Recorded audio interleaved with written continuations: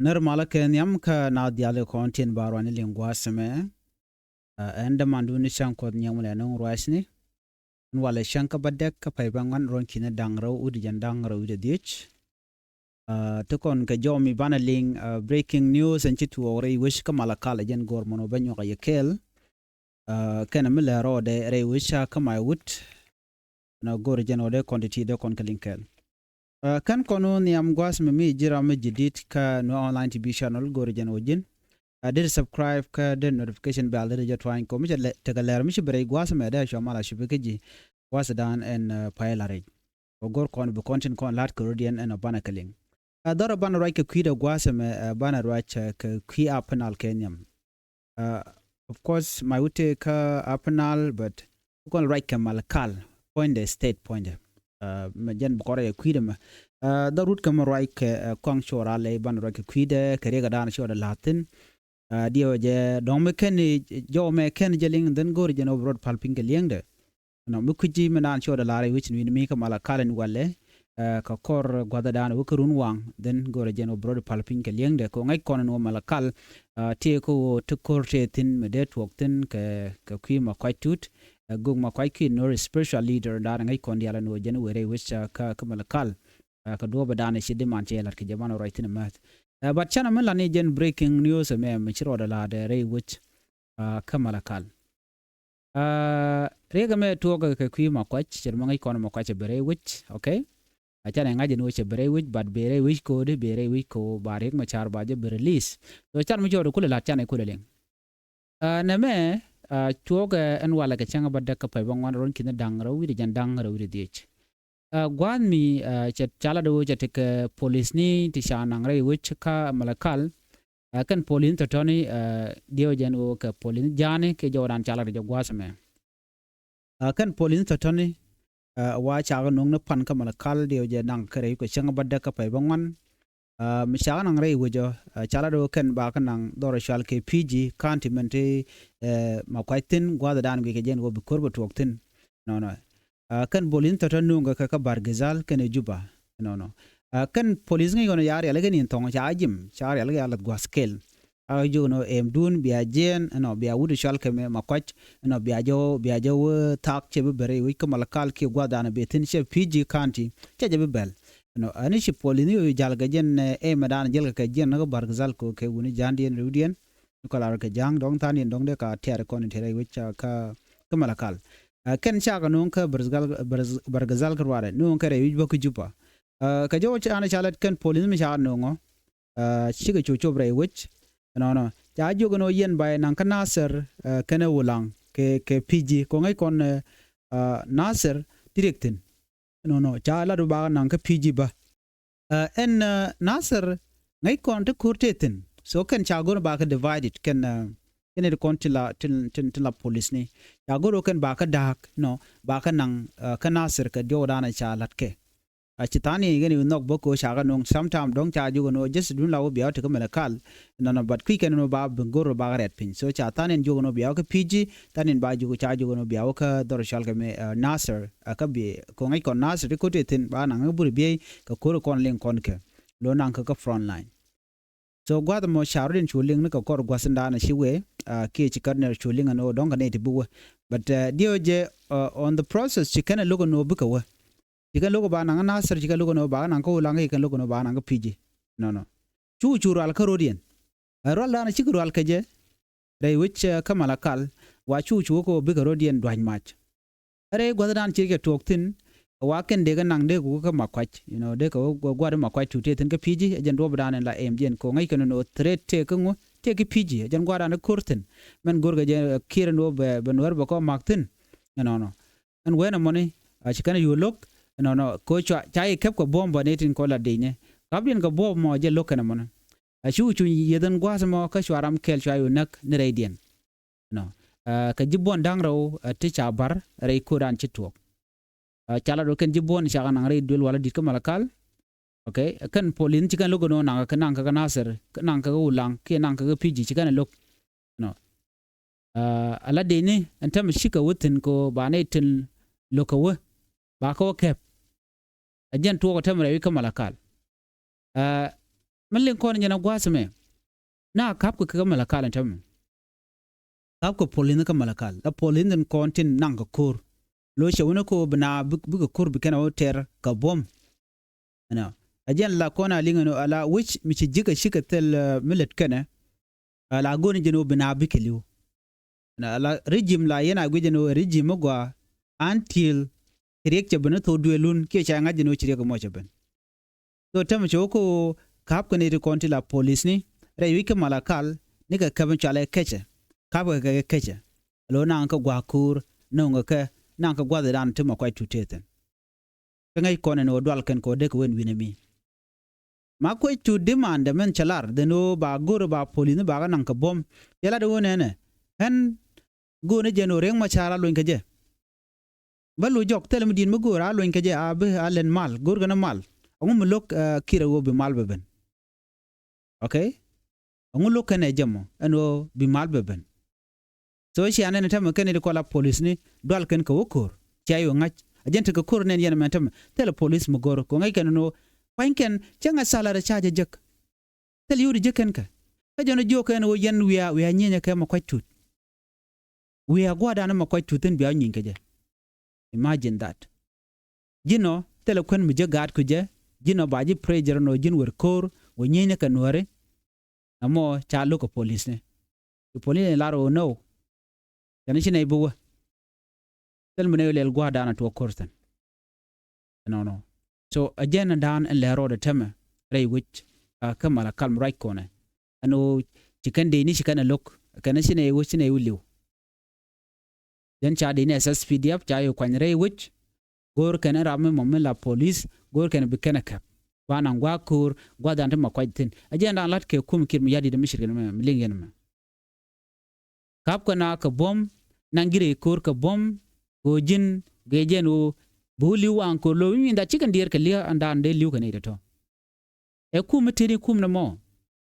e kum jak si kum gwa murai kon ka tok ran cha de kep ko bom no wer ko re je wanak ano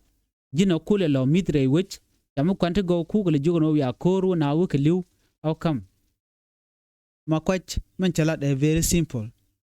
amit yak lo nye dakreng machar ga doblam wona kane diala ko ken lo nyaka ke berare tijen bana mal bana jalat in a state ka lugdian ko lo inkariang machar ikan gori jeno bikan kamna ndwal mishik na me dere kule la dwal mi tedi so right now am right kone ikon ko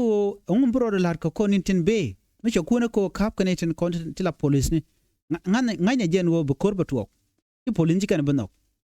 dina SSPD bu police ko bombe kananok e too much to kong shorale ke edge ko ontema arami mo ba don pinki ba watch mu kan che succeed ketin kona leda mu Nuer we ga palwe bu ga benelo bu gan ka malakal bianen no ba jo ger no karada dien melatet ki mela jordo dien ala ka jang ki tin kuma kin yadit mi che telot ro che tel power la jina bang ko la de ne ngayon kong bor la matke tinga la do dan la yakani la tele lot chere ke mon then the day me mon e je then ma yang e ta dan la men yot kana je kin yadit but you use that moment men take a power when you power it talk yala you talk so right now agenda and le road na me right kon ke kwide me rai wi ka malakal kap kana netin kon tin la police ni na ko goro ken o ba kanang wang kur ki ba kanang kur netin kon tin la de ni kirmi yadit kwa kale kep ko bom we akor chwa tere which no so this thing de kon gujeno mugwa diaga shemugwa tera mugoro de kep ko bom ka baje nang re kor ko bom no mo che dia chong ka no mo shi acceptable so right now man gor kon long o ereng machara lo ngeje alo ngereng machara den be mal bagwa bi mal be ben acha goro bina bi kliu lora bang ka do ma shejan kana me tiaga long di man ko lo ngereng machar che jala issue no mal be benedi mlokie bungweno bina bi kliu bungweno bunwer bi ganak kan wer ke human being to dong chide menak kendial go ke human being ling jodien ling kolien chu goro bina bi kliu bang so police no tikan ga chonko bi kan wo bi kan lok bara wale ci police kel ci liu no kane dangro ti jibone kake so ne me agenda an chore lare wichin winemi goro de konaling ka do badan che tuogo je to kon ke jorodin banling gwaseme kamanan chi tuoka maiwut ala take assistant chief of military intelligence ray which ka South Sudan ko te maiwut edit SSPDF ken chaga jogo no de ka rodi report de ka wo ray wiki juba no South Sudan People Defense Force chief of military intelligence ray wiki maiwut yala do jen der rodi report Kate Quarter ka juba Brigadier General Gadwick Kwok de Jow no ki wun kwel Kwok General Gadwick Kwok ki Brigadier General Gadwick Kwok de Jow wajen gorke je rewi ke juba report me lero de teme no ka do bran en chalat ke je mugina magwaze me no eno baji jogono jin bere wich ki gorno biro du report ba ko ngaje no jine jiram chung kel no ka kwene kir to ne me right now de nguje no ngum le roda mutual kenete ti yone chal ka kwere me ka jamone jogo jen wo bere wich wuri chal ka Brigadier General Gadwick ko ne me report pa no mi chalat ka online ane ti dit la kwar bene no warama jaga assistant chief of military intelligence Ramadan and Chubaka Jawar Gadan Chagor wa maiwut operation commander no wa Ramadan run information kanite kontila director of military intelligence ka ground force so gwar ga me ne ka jen shanga bakel ka paibangwan lo pan keje message danen cha lat gwada chala do ne gorga jeno ba Brigadier General Gadwick Kwok no gorga jeno jen bro de report rey which ka juba cha jomo cha jakwen ngai kone no micha ripo micha jijo no cha chole kir can two things that remain ojin baji kapchong no ki baji yen kanangro Brigadier General Gadwick ko pai konturo pai konen wa cha chol no cha chol kenene ko kien ko gurga jere wiki juba kir ma yadit waman nyaman go ken o dong chul geje ata dana te security gejere wi ka panal guru jen wo der wo kor der jonang dong e digit ka maiwut ki digit wendien but this thing quick come down le road but guru jen wo be yu juba no guru ge jebo en wo ken de ken wa kore chitwok special kore to ka panal la kore chitwok lungu shukan kore to na recently guru jen wo ba ko teach Recent clash in Lungushu and Nasser, as well as the detention of the Maiwut County Commissioner, have created instability across the eastern corridor. This recall may be linked to consolidating intelligence in this flashpoint area. So, Korama may run intelligence, Kajoran Chalat Kajaki, Jaramdan Ni security, Goro Genodero report, go by Jogwich Katadan and Shiapanal, Kakan Viti Nasser can Lungshuk, Robadan Chikorji to Waja Guru Geno de Jotic, and ono. So titi category no ba ngaje no ngumuku SPLA yoku corporate kaje kacha ka mega Canadian so number one thing you gonna reality guru jeno ba ko ngach ko bi ngumbo to but most important thing bi ngaje ne ala Brigadier General Gadwick Kwok do badan shal ye gaje wane medera serious issue ko de mi cha ugi dong de joyen so quick kon madan le roda money so they should be careful lincoln ko intention kon lat ko rodien chai kwen la kwor ga cha gu jeno chu kwer chi long la ji wi yan ga baji wo baji yen ko go jen wo jin chi buga so ne me e ka tibe be lat ko rodien tedine so ti gor ken gwen morong so security chu dan to ka panal especially ka de ko ne lar no ka malakal ke PG country right now jaga which ka o bane diala kontila lo yal ka kin yadi baga nan kor baga dial kep baga nan gwada anto korteten agenda an le roda ramaluga then baji wo ke baji yen agen ta dana shangai keje so within maiwut gorke loyalty din right now ramala dich then baka nan buga we gen ta dan deten so gorken mishire na mo no beken netin kon tila jikuma spela yo dial beken ga magone ken gonne kon tiketin especially chitke mtuogan tema ka makwatut gorge gen wo beken gam ken dial so go gwe no woj betede mu waja gam gwe no ngum butuok mu waja gam shikene me so titi ka karikten kon lat ken wo tuok re wika so Sudan tin kwal goro de kapchong makwat ko na cha ba ngen bom nam te kana ale la gujeno ne ideal gor kan luang gor kan de kan te ka doru mu je kana but instead o ba gor jeno ba chonat ba jabat na ka yegwa dan shatel power shatel luang. This is a big issue right now right corner ne so goro de ne ideal content one de kan char corruption kon de kon yam kaje gwene jeno kumes fela yo jatin ano ke equatorial region take a korba ke dini SSP de ba recently telemi channel adaken ba di mandien ke lew o reng ma chara lo inkaja me ni shu ke dialati o reng ma chara lo inkaja that's it jen na to ka apana la jen o reng ma chara lo inkaja man to ko western equatorial jen o reng ma chara lo inkaja so me wote cha ko what will happen so ba tigarik to want to body and la to gorgano de realeka ngot karik ti kan network so de ne dial tin kon tin cha yene kiro de ga dilon ko de mal dara kulben so away ko bi mal ben ga jalat ke ti ga jamane ban ngot kirma ya di chaja gor mi chikere mone so mi chikere me gor kon liang de gwa gon kume mitem chora la gor no barak bat chirana gor no dong bebiet chire di mana chalat chang makwai tu ram mo mila randa which kashi chiram mo malate let ko kume bane ga kan nakamone so di yen mi chine me di nangaj in another report go has me men bana nyok milin kona okay another breaking news katwoga re which dan in Shalke Twitch East County no chala do take ne dang dok ti shane gre duaren ai kon insecurity dana twok na me twok ka dor Shalke Twitch East abaje nywa yekel ramdan la commissioner which winemi chajalar jang ladro chin mission me twok ngai konte kona lat Carodian by the way re which ka source ano sometime lo kona gujeno gorte ti do bran token geje a token ka penal karada no everywhere in South Sudan terik tigatin kerik to goro de kapchonga do bran en de kapchonga je so Twitch is kind gwada mtie ke uror kene duk jen Twitch is dan to rik tin mene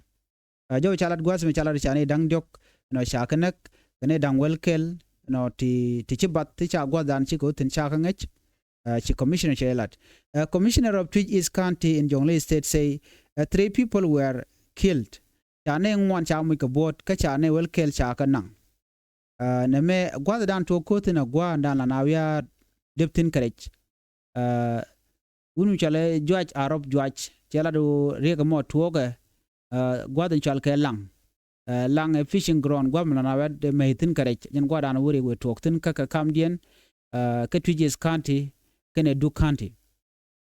chala do Canadian content ba na ben mak wachi kene dang jok chicken kana karunwang waram Canadian shek michana karam kene dang wane amoy ka bot rega mo tuoga pan karunwang bakelung chukala do ne de konen makana wagwi ken ke jen kan ngum chale lang ki gwadan to rektin chiriga mo che tuok chane tatone shakanen ne dang jok kane dang wane te ka bot chikan jo mo chikana lat so ne me nyu the kon ta dan en wo so dan we ke je ke je chiwone jen goy ke je ko so dan ma gwa de je china de le lutin so na me len kon me o de which so dan de te kamal warik de keliu ramdan bi kapchong e kirmi yadit ko jaram dan te ke power mi se gorno be je kapchong jen wede weno no so jang chikana mal kam ne kien wa shede men len kon gwasme to ko tigitin so ko de alti ba kapchong de ba kapchong gwa dana shi kwarchi gitike mat kontem right now right down me right de kaka so go ran no be power be je nyodra radien so ko ti twoka so dikike ti gor kan lang ko de ke gwich ko kan cordial mu token de kapchong de lana ko na nyuten ba do dan token geje ba je gwich so ro toka de la latke so jo me gore jen o de je nywa yekel ka ta dan en chi rikti shi ka toko je so remember men dire long gwa de men man toka panal gwada dana te makwai tutin men che de man che jelade no de dakre ma cha de jelun den gwada antri ke lutetin ke jen gwada na bare dial ba ka chongtin mu te chikiram yadit che de te chaka kapchong ya tok bu kon korbana je chuling re wich ka panal ken god dialtin kokin so right now liep kene jen go amen wo tombe amen tok ba ka panal ke malakal then be somewhere bu korken bu goren lat jen dana liep ken tama der miling yana men o chiga ne ngwane ngana mobilize kan ne kon tin la kum kirim yadit SSPDF kef kan ne kon tere which ka malakal ngai kono dong ne chade tuok jo right riu nen tangwan la jo na me chabe tuok makuach baje joj makuach be jen. But look at the people ne ngwan cha gur no dong te de tuok ke jana kona lar no riu na gur no Nuer ka na kloro bang wada dana chin Nuer chi kan te unity den ba gur ba Nuer ba kana achi kone shunen cha police ni cha ka kep ko bom go ba nang kor chi kon machana jenen ko ken lokan no de ko kor it's supposed not to be like this by the way ko de Nuer de Nuer de wa kanak so ne ngai kan Nuer ma tan den ke innocent cause de man me joje long mu gor ke Jesus Sudan dial man gor ke Jesus Sudan dial kana malatu wana mi re ma cha de jelun alo ke je simply ule la nei chobri ana Nuer ka kan lar no ba ur chal kir me yadi de baje yen ke baje de 10 ke baje ti no wutyang no nei to nye ne kanon ke hali ka dan ba na ba ko kep ko bom so nei dial ti shi kana look no bugo kor ajen me take all these issues link on momentum so no bi mal ben te ke kiri me ko lat mukin me yadi do yes bari ma char ba jelun things buka normal kan dial jenta dan len ngwano dien ke je so na medara gwa no de yenalin men jok gwa semeni dia waje tianka war shete kaman shalke lunar clip chi pai chetet la meder den chinere ngwan chi ke dier pai do dan la ti deje wo sainti ngai kan lode kanetin konti la jatem and we talk ne ko jen charge report ne ke 2 days ago ne gadin dang rokin dang jo no bi pai betet ke tan ngai ke jene dial wi mon but ne de shi bele la me di de long lo some people pen ka rudien met tirane mi de kwen ita lo dear na win mon daga why do you have to worry you win mon daga minge je no shi jira mun gon jeng ne why do you have to worry win mon me daga ma dak ko daga mo you should be happy by the way because ekut si ran so me ko daga oda mo pene keken kweli point den na chalke chenga te melele ma kun ngaje mo but what I know so far wonene ko telar nenen go teram ngai tade na bare no tamba ben kaje yin mon gwada ba dakaje tene wan doy manager kane o joy kaje jok okay ma this other thing to tin mala ko nyane wala ko na ling bo ko cheng mi chaben la ra le the job pat so me la job pat den be pay be cheng be kuma la do be dan der kula boy kaje so be pin belel la mut na mo teten so na me shi me den adier kaje no pin ja deng ne abuna wi te ne de wi ka doy ke jar kane I think dia ja cross South Sudan ke liu chi kon dia len re ro Ethiopia kan were ngoy ken je wi char ke doy ke ne bol you know me chokule jien chulo nen tang wan chu te de long ti dial te tit ka kot ti dum te ji te tit ka kot right so chi de dier me ko lar be nang mai be nang jeng no nang ka ra de dien so de kon lar no di te dialati wa santi ne ken ngai tari non gwa dana beketin ko shi ka report ne ken before kan to me jiram la gwi ka online de ngaje no ngum shalat ke jen mashal ke blend moon jen pai melatit ke labe so chine diali kan de dier ano bne dial bna chu we na ken ngana Bible and all that so we all know no ti dial chak ko so whatever happen jen ngai chap de non but santi ne te ken nen men la kana nen ge je sha ngame jen bo to ko jemana but ko de jen dunda keng ran che ba ngaj mu to kan we na mo and then ko jen kwal chol no ko la wonder la ka ngaj la ledeke ko gwi ne te du jin karwar jin human being ngo jaga ko be breeze be ye be right be te any miracle you yourself you are miracle so mete miracle de ro gwi jin you who are you de ro tina bane so muto ke tuong mo na ma bi ngaj no ti dial tuonga of course so we do not have to worry no pinya dang tene te wear pinya daga I think you guys should be happy kemi shejen mi ngai ne jin kwa gon jeng lo le tijak please ro do we re jeng ne le ne mugwa so mugwa gor ko do ma le ne je mi gwi jena odong de kan te ke je mi jaga ko di re ke je ko ne ngwan ti ke di tiang along no ntame chi pai che kutet no na be re ku win mon ko dak so mi shi ngaje no win mon no che ko te garig mutwokten I think one thing de la den dir shu gur jen go bro re kunyal bi magwa bi lat it ko shigu jeno dong ariek. So you should have do something. Okay, so men de la dongu avoid kro re jengne. So na me jan pa tiang chitiet ti ma ngai kona. Okay, chetit ke tiet mi di long chuma chikon dia lang ne tiang ram machine and dong der lar no pa chetiet ki chete taradian ko kun ngai ka moto tone, so nobody know them, so they kon kangach ko janta e dan chite ke jena mo bi ngaje no pa chetiet kane te kon te sing ni ke nyam ko chalan men shangan men gwa tam dan betu ko je. So amangai ke ni te kon la scientist. So na many there guano de konangach. But sometimes you worry each pie chetiet ne dial win out there konial tiang. When ran lar with the chang win and ne dial nanial. So much it can me blood moon mit ladetin, she new thing. No dong ne de kon dong quick manan to go region bana bakangi all this event to kon la talk, yingro niala to tilarudian to ko gwadan chig to je. So janta dan en chi na mai cha to ko je mugoro shina bia der ke je ko ngai je no ne kon dia la na der long te ta me dan me 2000 ke 2000 me pentin ne de wan long ro nuore no why bi mon badak en ran tang ngai re litka nuore ko ne wan na re litka 2000 bende bi mon be badak in that time ko chawo jen gudwa bi ne wan ngai re litka wa mai wa ga do je de ni lal ko ngude gwin mon na wala karun ang tel win mon mishidak so kon nyang kot ci kon ka ngach ci koran ba captain kot ajen nganyen kamo we be daga je ngaje jen but ne de kon la bi ke toto de la ngak bina la don ken ngaje go angular especially mekan kon gwar ken kon ngaje to ke di ci kon ga bangai de dialati jala gorno braden bi tie be nyol gwal dan cha gwarten ngey kana long by the way ketin kon te online bi ngaje no ba to ne ba tedi ko te ne de kwa predigne ke no bene metene ne and all that. So ne to ku nganje no ne me ta kel boga ta dio ka bichang ba bene der ok ba benyo ka pin ka tiang balar no wuje me len ko ringa ta ne. So these people ke genius ne re kontila scientist ngai ke to ko chi kan ngani kan galat te ke equipment kan gari ala ka tem kan ta ando to ngwane ka je. Okay, wona ka climate change ko calling no climate gera rode, you know, nyoj but tin pin belet all the thing they know them.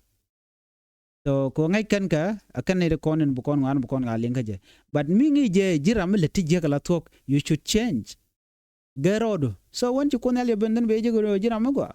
so ko ne weran ko kan to go kan kala dio je ko jenta dan tok mi kan to go kan kala wimon, then what is your next move? Mi shi ngaje no shi ku kan tiang ka wer kan wimon kan da ko jen we je sha mamma ko, so please kuro do ger le ne go. Anyway, ajen jodan go de nywa ye kelna me an ban nyo je kala rodien je puru jino jin bi Nuer online tv channel bi je subscribe ko bi notification bell bi je twan ko mi chete mu je din mi che baraj ba chamala shi bagaji bi ata kamal bye bye.